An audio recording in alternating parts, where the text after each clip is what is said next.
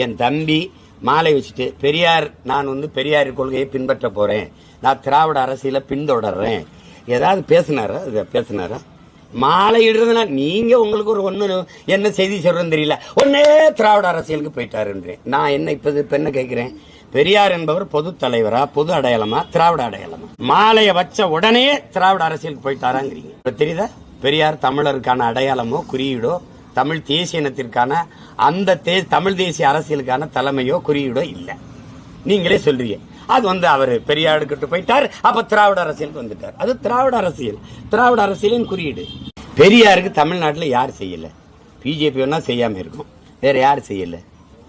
எல்லாரும் செய்யறாங்க. தமிழ் தென்றல், அது தனி தமிழ் அடிகள், இவர் தமிழ் தென்றல் தெரிவிக்கா அவருடைய நினை வந்துச்சு. அதுக்கு இவ்வளவு பரபரப்போ மரியாதை இல்ல. உன்னுடைய திராவிட குறியீட தூக்கி தள்ளுற, அதை ஒரு தடவை என் தம்பி சொல்றாரான்னு பாருங்க. 27 அல்லது அதுக்கப்புறம்